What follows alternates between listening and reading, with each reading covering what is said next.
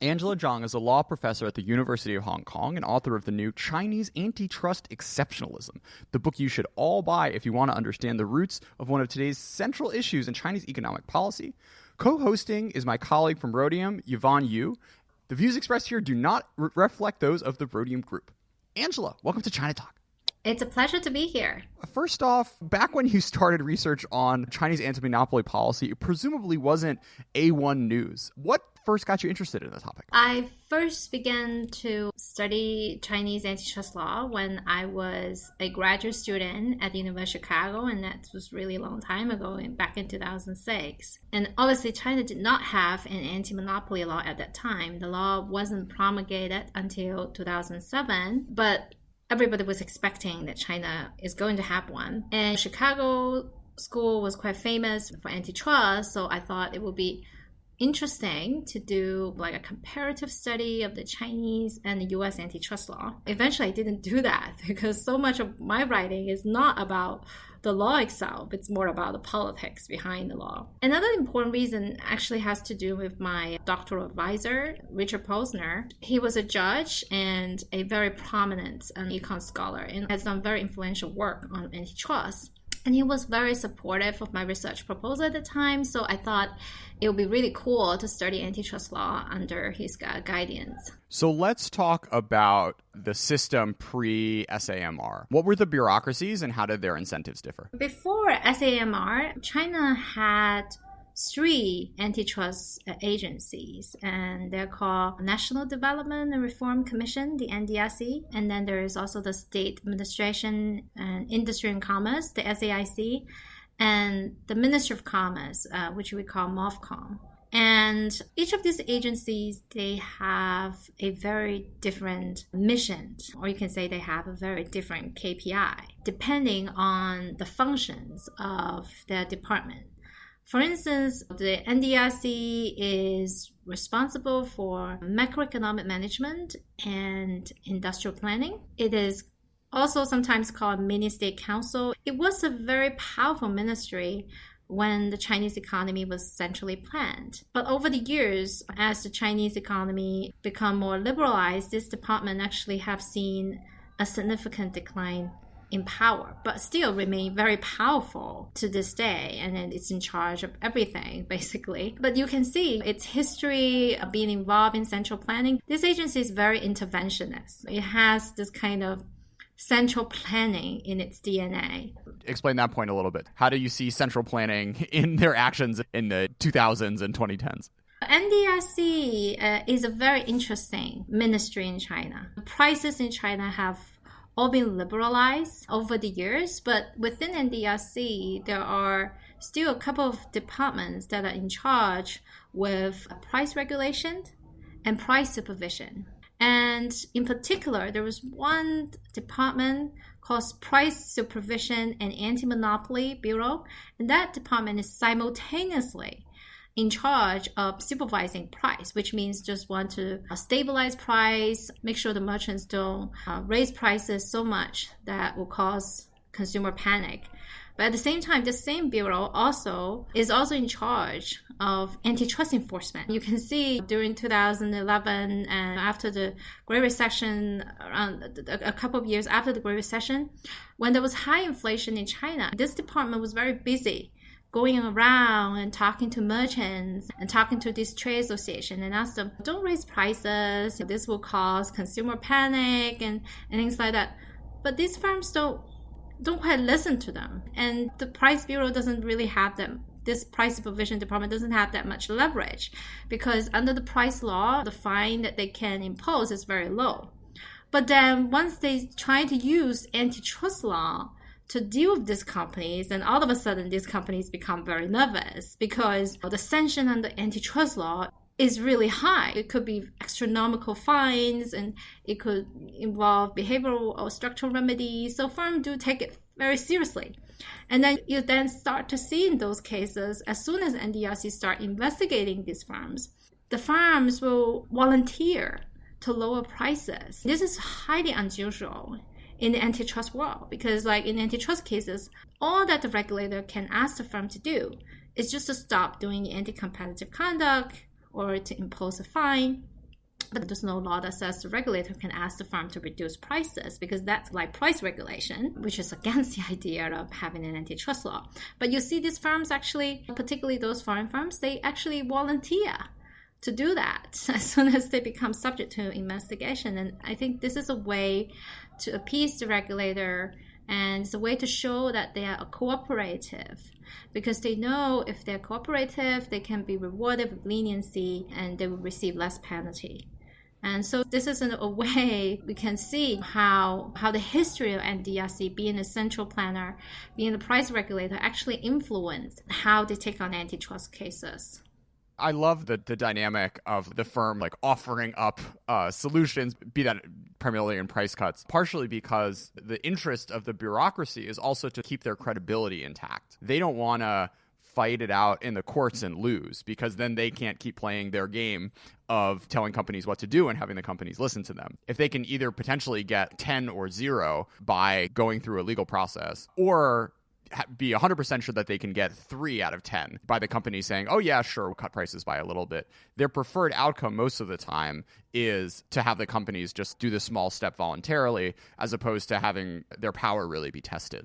I think the vast majority of these companies never really thought about going to court with the agency. It's not that these companies think that Chinese judges are weak or they don't trust the judiciary. It's just that you don't see that kind of dynamics in China, because the cost for the firm to challenge the agency could be very high. I'm not talking about the legal costs. I'm talking about transaction costs. There are a lot of consequences if they directly confront the agency. Just think about what's happening to Alibaba at the moment, right? No one in the investor world would think that Alibaba would ever challenge SAMR in court for the decision they make. From Alibaba's standpoint, the sooner they receive the penalty decision, is actually the better, because that removes all this uncertainty about its stock prices and about the future of this company as well.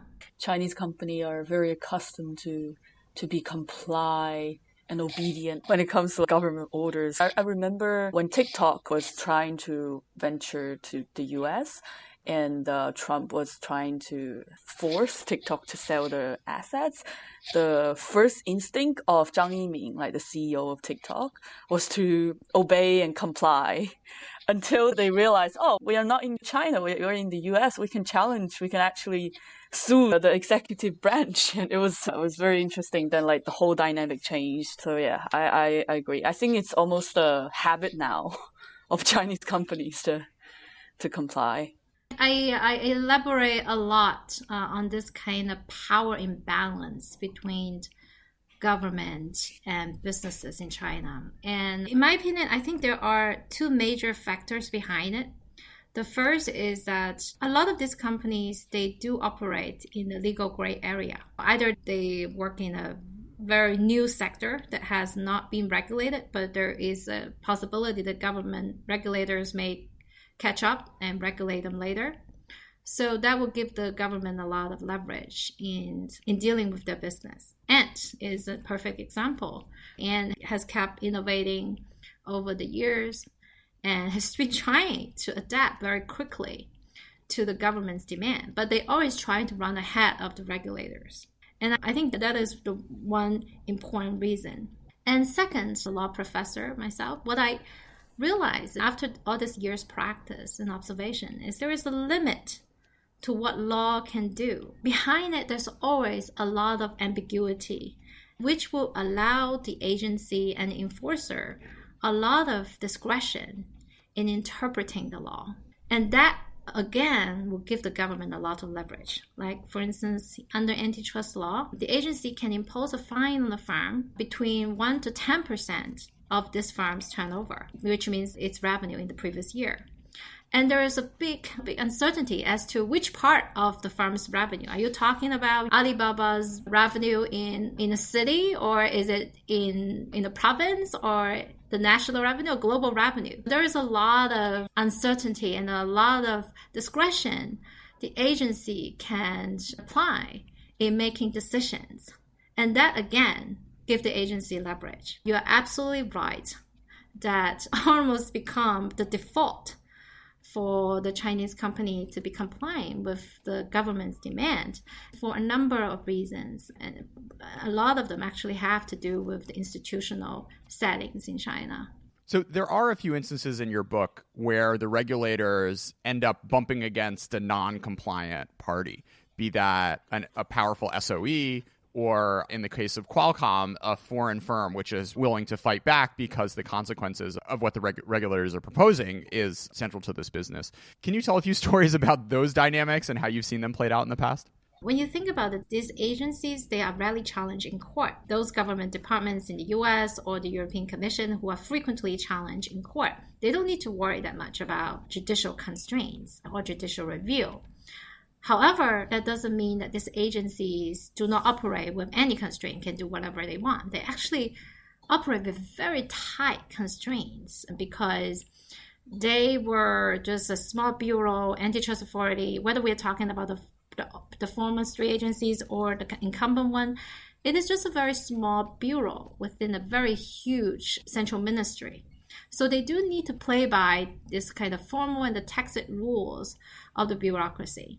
When the antitrust authority want to bring a case against a very powerful state-owned firm, particularly when we're talking about those centrally state-owned firms, it faced a lot of resistance from within the bureaucracy. So the battleground is not actually fought in court, but rather fought within the bureaucracy. And back in 2011, when the NDRC brought an investigation into China Telecom and China Unicom, two of the largest telecom firms owned by the central government in China, and that case caused a huge stir because the way the NDRC announcing the investigation was highly unusual.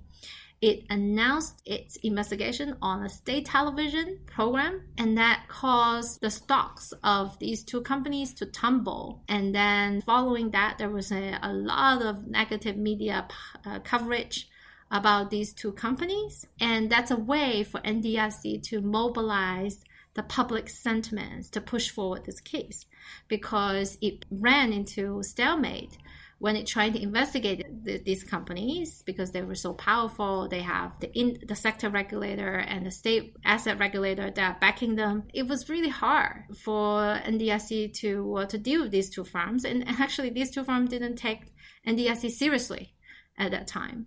So it wasn't really until NDRC made a big announcement on state television, which allowed it to control this public opinion.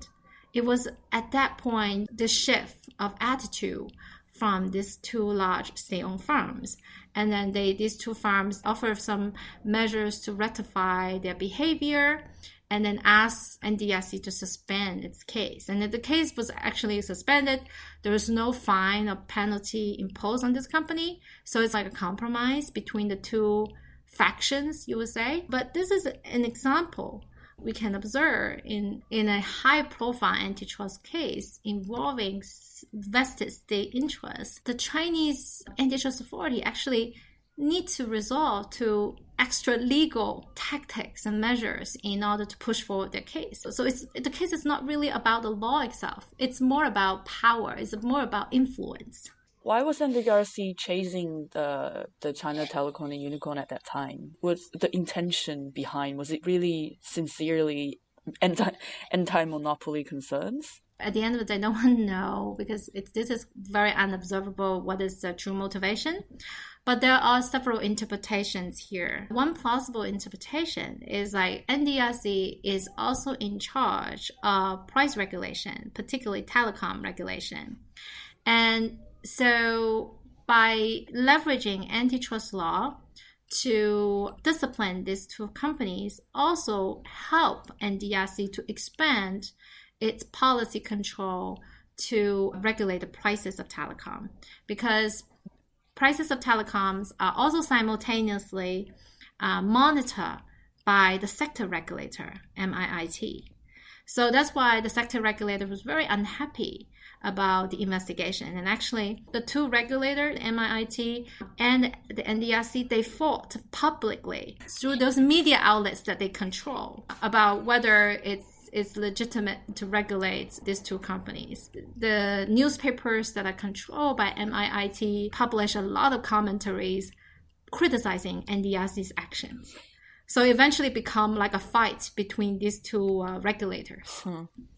I feel like that happens a lot with the Chinese ministries, like with the MOF, Ministry of Finance, and PBOC, MOF with NDRC. It's like always a power struggle when it comes to these ministries. On that, I wanted to ask a question. I feel like China is very pragmatic, and a lot of times the practice of law is very pragmatic as well. And I feel in the old days, and anti-monopoly was more targeting foreign companies. It's almost like a tool sometimes used as forced tech transfer and sometimes used to get some kind of like concessions from these foreign companies. Would you agree with this statement? The thing is, like, antitrust enforcement is very unobservable in the sense that it's subject to many different types of interpretations, right? When they investigate a firm, they always have pretty good reasons. They have a strong legal basis to go after these companies, while these cases are never tested in court. So you don't know whether these legal arguments are truly legitimate and are truly supported by strong economic evidence. We never even get to that point. But at the least, on the surface, there are arguments laid out there. These companies potentially could be liable for antitrust violation. As to the true motivation that they go after these companies, whether it's motivated by protectionisms or other factors, then it's up to people's guess, right? And it's really hard to verify this claim, simply because antitrust law itself, its enforcement, is subject to so much discretion. And there's never a very clear consensus on a specific doctrine or specific type of enforcement. People can argue one way or the other. And that's precisely why countries nowadays all have their own antitrust law, because it's a very versatile and very powerful tool to achieve a lot of policy objectives. Angela, I like in the book where you laid out the sort of careerism rationale of it's not necessarily just making sure your bureaucracy stands strong, but also it's a way to stand out in a pretty public manner, right? As bureaucrats who are mostly anonymous, everyone has a phone bill, and if they see someone on TV fighting for them getting a cheaper phone bill, this is something that can, in a very straightforward way, raise your profile. It was funny because it just made me think of these states attorneys general in the U.S. who find some state legislator that they get to throw in jail and then run for governor afterwards because they got popular by showing that they're like the crusader for the people. Yeah, I definitely agree with that. But these type of people are quite rare, though, among Chinese bureaucrats. But we definitely have observed somebody like that. I call him a policy entrepreneur in my book, and he has been very influential. Under his leadership, the NDRC have brought a lot of cases, high-profile cases, both against state-owned firms like China Telecom and China Unicom, as well as foreign firms like Qualcomm, InterDigital. And he's particularly good at media strategies. And it's rare among the antitrust authorities because across these three agencies, NDRC is really the one. And he is the only one I have observed at the leadership role that has strategically applied media strategy to push forward difficult cases. And I have to say he's very successful, politically very savvy. And his legacy, I would say, a lot of the lawyers was talking about him, a lot of officials were talking about him after his departure. And because he did have a very long-lasting impact on Chinese antitrust enforcement even today. And he himself also have achieved a very successful career. He was promoted within the NDRC and then later went on to become mayor in a Chinese city. He will be regarded as a superstar, being a technocrat from a central ministry that are able to be elevated to a generalist role in the Chinese government is highly unusual. And I think this kind of dispositions and personality and of a particular mid to senior level bureaucrat can have a very big impact on the policy agenda and the enforcement process. Truly, it was a dangerous game for him to play.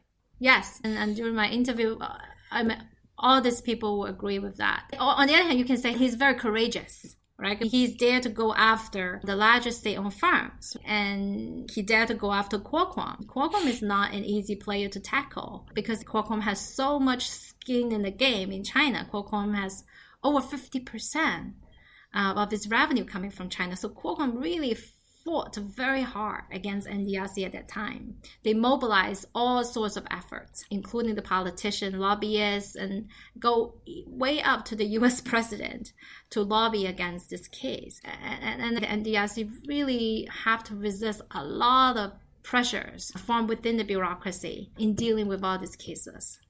And he's highly exceptional as a leader that have that kind of guts and this kind of wits to deal with all these difficult cases. I'd never think that Teddy Roosevelt would be proud of a former vice mayor of Shanghai. But anyways, there you go. I wanted to expand a little bit on that and make an observation. I used to be a policy consultant for MNCs in China, and we always use the Qualcomm case as a textbook resolution that Qualcomm was able to reach with NDRC. But the thing is that it indeed is a compromise, and it's interesting that actually Qualcomm did a lot of other things in the way of industrial policies to up their game. For example, Qualcomm collaborated with SMIC on like 28 nanometer wafer production, help China to upgrade its tech and core technology, and help China to roll out 4G LTE networks. So sometimes I even wonder, did China did it just so they can get help from Qualcomm on technology? That it's a tactical choice. They knew they couldn't force Qualcomm out because that was their whole business model.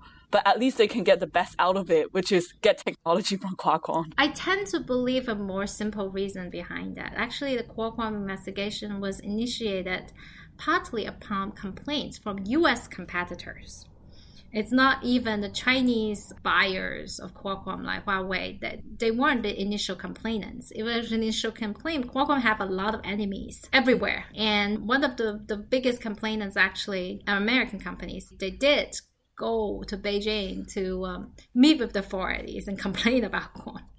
So I wouldn't formulate a conspiracy theory behind the Qualcomm investigation.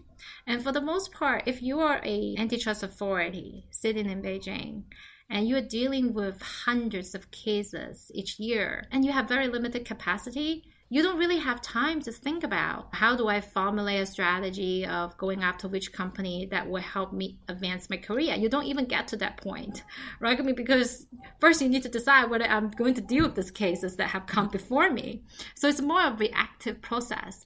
But of course, when they are choosing these cases, they do have a lot of discretion. And you can say that's part of a selective enforcement process. It's almost inevitable. Right? Who do I go after? In what kind of approach I deal with these firms is subject to a lot of discretion. And obviously, it must have been through very careful consideration that they decided that let's bring the fire, all the fire, and go after Qualcomm. And Qualcomm was very nervous at that time. It hired the best lawyers, the best economists in China. And it go and talk to everybody and trying to enlist help from everybody because they are acutely aware if they lose their case in China, in the sense that if China did ask Qualcomm to change its business model in charging royalty rate, it will have a huge impact on the revenue in China, and it will also have spillover effects on its case in other jurisdictions, because there are complainants in the US, in EU, in South Korea, because it has so many enemies. So that's why Qualcomm really was the exceptional company that fought very hard against the NDRC and even thought about going to court in the worst case scenario. But obviously they were able to reach a compromise at the very end with the NDRC. So they were subject to the very high fine, almost $1 billion. But still, for them, this is nothing. NDRC didn't really ask them to change the business model. But what is particularly interesting about the Qualcomm case was something that's not in the decision, because what Qualcomm did was they volunteered to lower their prices for their products, but that was actually omitted in the final decision. But you can find it in Qualcomm's press release. So you see this company did offer NDRC what it wanted, but it was not formally included in a part of the decision. And I would say this is a very Chinese characteristic way of doing things. And Qualcomm is not the only one of them. There are so many companies before Qualcomm that volunteered to reduce prices to please the regulator. If only we can all one day look at $1 billion and say, "Oh, that's nothing." Angela, let's take it to the present day. What's the backstory with the troubles that Jack Ma and Financial and I guess now Alibaba have been having with this sort of regulatory push? Ant has been controversial from day one. It has always been operating in a regulatory minefield, and the PBOC has been keeping a very close eye on this company from its birth, basically. And there are several things going on here. First of all, Ant operates kind of like a bank, but it's not exactly a bank. It did absorb some deposits and also lend out money, but it doesn't need to fulfill this kind of strict capital reserve requirements like a bank. And that makes PBOC's job difficult because one of the ways PBOC manages monetary policy is through changing and adjusting the capital reserve requirements for banks. And for a company with such a huge size like Ant, but it is out of PBOC's reach. So that kind of annoys the regulator. The second thing is the competition with the vested interest, because Ant partnered with the Chinese banks to extend loans to the borrowers and small businesses. And now, if you look at Ant's IPO filing, 98% of these loans come from banks, and banks also bear the risk of default. So bank was bearing all this risk and extending the money, but Ant has a very strong bargaining position, and it was able to take away about 30 to 40% of the interest rate payments, this profits from the bank. So the banks were, of course, not very happy about this deal, right? But because Ant is such a popular platform, the banks doesn't have that much leverage. So I believe this recent regulatory activity against Ant also helps these banks to gain more bargaining leverage in dealing with Ant, because Ant is essentially like an Amazon of microfinance, right? And all these banks are the suppliers, and the suppliers are not happy because they feel their profits have been squeezed by Ant. So now with all this regulatory initiative, it will allow these banks to have more negotiating power in dealing with Ant. And the last thing has to do with the issue of how regulators deal with uncertainty. Now, a lot of people has been asking me the same question. Why does Ant get the IPO clearance at the beginning, but then you shut it down 2 days before the IPO? Obviously, and that gave rise to a lot of speculation about how this whole decision is highly political. From my perspective, I think it has more to do with the regulation issues. It's the fact that there's so much that Ant's business could potentially carry. It's quite unknown. So regulators, they do have quite different opinions of how we should regulate this kind of risk of uncertainty. Especially once Ant filed for an IPO, there's more disclosure coming out from Ant's IPO filing, which reveals Ant's lending business and its business model. And at the same time, Ant's IPO is very popular and was oversubscribed. And it also received the premiums as a tech firm rather than a bank, which got PBOC very nervous because PBOC has always been in the mindset of regulating Ant like a bank rather than tech. So regulators become very nervous about this huge bubble that is created by the IPO. And I think that's why regulators like PBOC really want to ring in the firm. And I think Jack Ma's famous speech in Shanghai just gave the regulators this opening to tackle this problem. Let's stay on this speech for a little bit because we haven't talked about it on China Talk yet. What was your first reaction when you read it or heard it? Oh, yeah. At first, I was shocked that somebody dared to say that publicly in front of so many senior regulators. Jack was saying how the regulation was outdated, how the Basel rules was like an old man's club, and how banks are like pawn shops. And in some regulators' mind, this is like a humiliation of what they have been doing and have been advocating. Because since 2018, there was a very clear regulatory shift among the Chinese finance regulator in trying to exert greater control over the non-financial firms that operate in financial business. Essentially, the Chinese government have been trying in the past few years, trying to do this deleveraging campaign, trying to reduce the influence of shadow banking. And so what Jack was talking during the speech was directly in contradiction with all these policy shifts that the senior financial regulator was saying. It's just a slap on their face. If I were the regulator, that would be how I feel about it.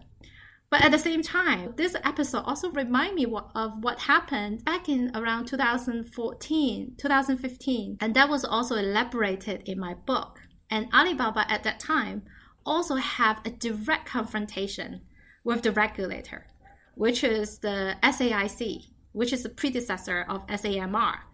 And at that time, the regulator released some negative results about counterfeit products on the Taobao platform, and Taobao rebutted publicly and said that the SAIC's report contained procedural errors, and the director of that e-commerce bureau was blowing black whistle. And that really annoyed the regulator at that time. The regulator then released a white paper, which was actually an old report that it has with Alibaba, which contained a lot of negative news about the firm, and released it on its website. And that caused Alibaba stock to tumble almost 8% in one day. And that event actually led to Jack Ma flying to Beijing to meet with the head of the SAIC at that time. And eventually they reached a compromise, and the report was removed. And then there was no more, unlike now, the whole things were completely blew up. But it's kind of a little bit deja vu, but at a very different scale. Obviously, this time, in one day, Alibaba lost over 13% of its market capitalization, which is even worse than back in 2014. Yeah, and the crazy thing is my reading of the 2014 episode in your book is that they were right in that it was pretty selective, them just finding like random little fake goods on Taobao or whatever. And it's still possible that Jack Ma's critique of the financial regulatory structure isn't completely unfounded, but once you raise this to the level of personal challenges and striking at the heart of what these bureaucracies are and what they do and their place in the system, then you really raise the stakes. And if you lose, you can lose huge. And that actually go back to the earlier point we were discussing about this kind of power imbalance between government and business in China, and the fact that the government has so much leverage over these companies because these companies always are found to operate in the legal gray area. Right? There are so many other things the government can go after you, whether we're talking about counterfeit or talking about antitrust or financial regulation. There's so many things on the plate. So that's why the default for most companies will be to cooperate, and you can lobby within the bureaucracy and try to get a better deal, but don't fight publicly with the government. That doesn't leave you to a very good consequence, as you can see what's happening with Ant.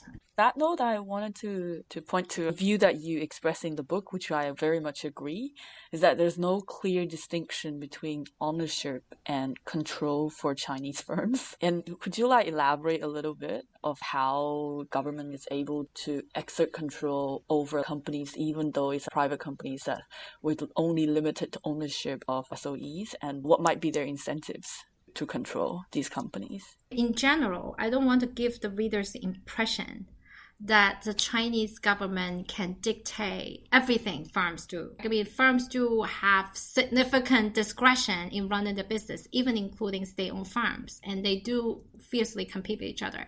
And for the most part, the Chinese government has very little incentive to coordinate the activities. And they don't have the ability to do that either because of decades of market reform. They do want to give the firm the autonomy to run the business, because if they really exert very tight control, firms will lose this kind of vitality in competition. But at the same time, in times of important policy needs, like for instance, if there's a health crisis like COVID, you will see the Chinese government are in the position to mobilize companies, particularly the state-owned companies, to work very quickly, like Sinochem, and there's a lot of Chinese state-owned firms at that time, they start to ramp up the supply very quickly to produce masks, to produce ventilators, to produce all this health equipment to serve the public needs. And then similarly, in this kind of Belt and Road Initiative, you will see a lot of both state-owned firms and private firms, they volunteer to join the initiative to contribute to the Belt and Road projects and investments. And for the most part, the government don't really need to tell the firm exactly what to do, because this kind of incentive could be more subtle. It's like firms can express their loyalty by, responding to the policy calls from the government. Because if you're an entrepreneur in China, you will understand it's much easier to run a business if what it is doing is deemed consistent with the party lines rather than contravening the party lines. That's what we've seen with the recent episode with Ant. And now following the party line doesn't necessarily mean things political. It could mean a lot of things because the party have a lot of different objectives, and these different objectives could be prioritized at different times, right? Sometimes it could be economic growth, and sometimes it could be economic stability. So if you recall a few years ago, when Xi first came into power in 2012, there was a great emphasis on reform. And that was the only thing you heard, economic reform, market reform, for a couple of years. And there was a lot of initiative encouraging innovation, entrepreneurship.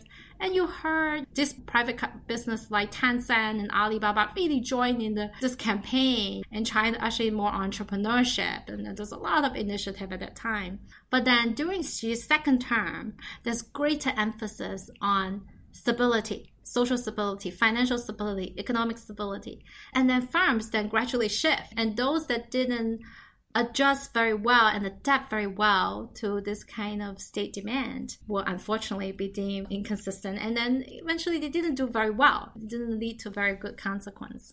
I have a very embarrassing Douyin feed. Of late, it's been a lot of videos of young people just like explaining the 14th five-year plan and how you should align your future professional dreams to make sure that whatever you're doing is in accordance with the party's plan for the country. Definitely not a trend that's going anywhere anytime soon. Being sure you're on the right side of the prioritization of the party at any point in time. So changing gears a little bit, in your book you also talk about the interaction between Chinese and Western regulators. In the past year or so, we've seen Chinese regulators adopt many of the tools that the U.S. government has in its toolkit with regards to export controls and extraterritorial sanctions, and even the push to undermine U.S. extraterritorial sanctions. How do Chinese regulators learn from what's happening in the West, and how do they try to incorporate that or not in the way that they do their work, both with respect to anti-monopoly as well as these sort of more economic lawfare type tools that we've seen really come to the fore during the Trump administration? I like the way you phrase it as legal warfare.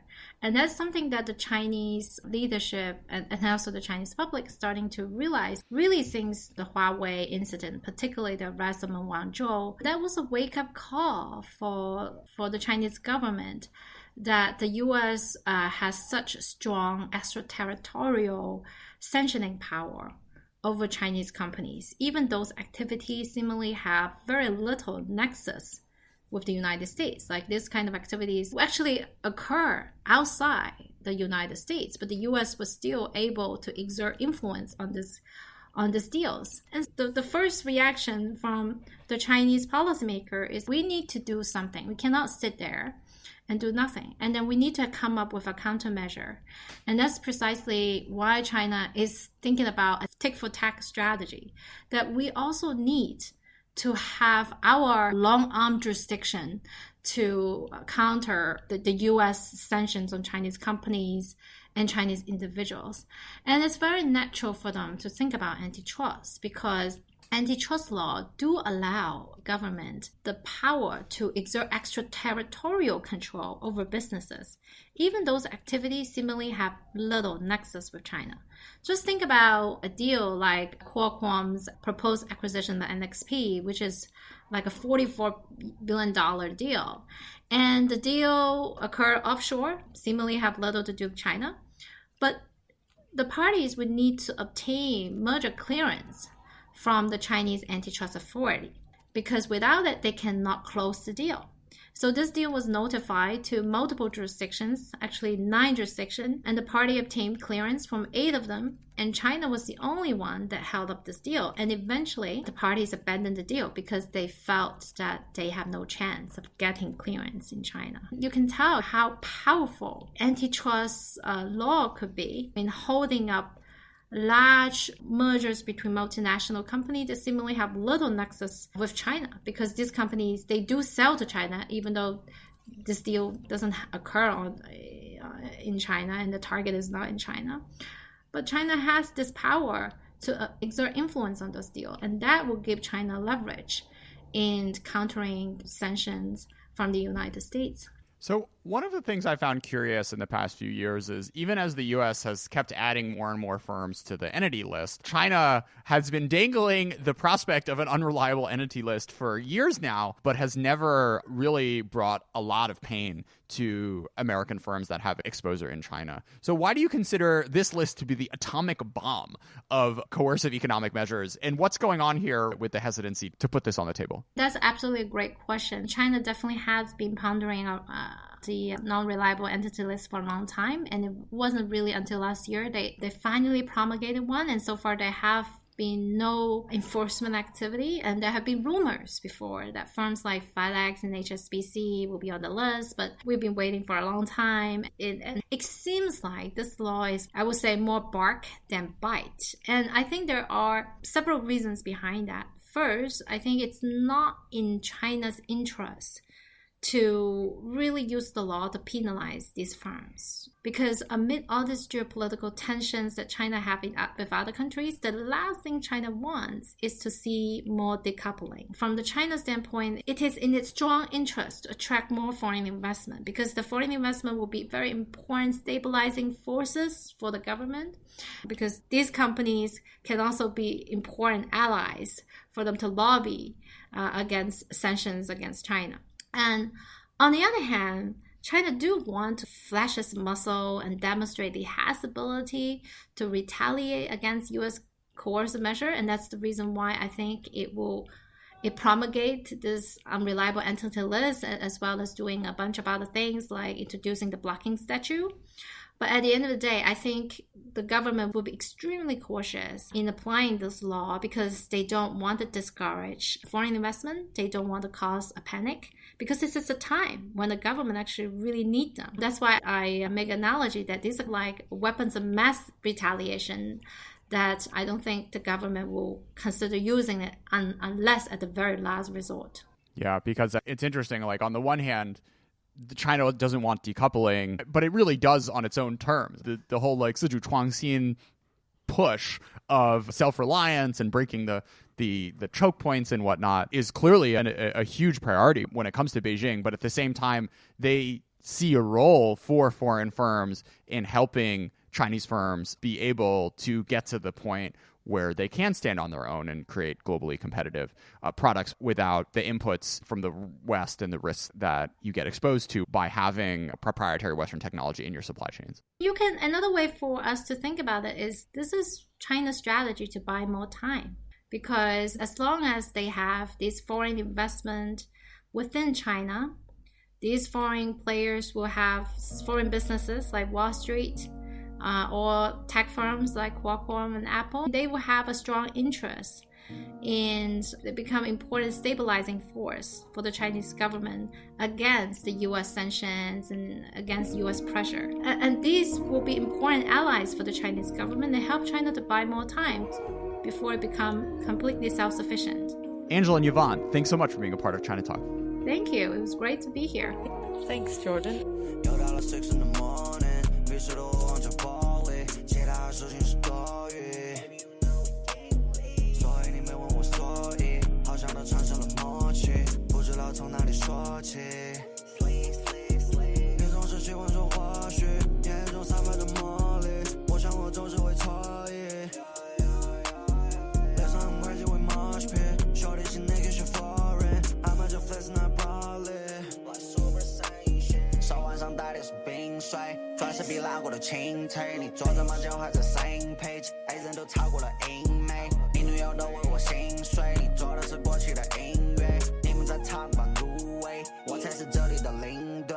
按着在说，优秀的 fuck up， 得到了 A 人，我踩到了假牙，现实的 loser， 网络的傻叉 ，pick up 的风外发光有妈妈，没那个味，你们都晓得个鬼，管好你过你嘴，有可能发过了 ace， 我手里够你们最今年，躺在我床上睡一天，世界是我的对立面，这里有不得像美利坚 I from the world like I'm pie shooting at Tony Montana young is ain't got no man bitch I'm a savage I'm Rambo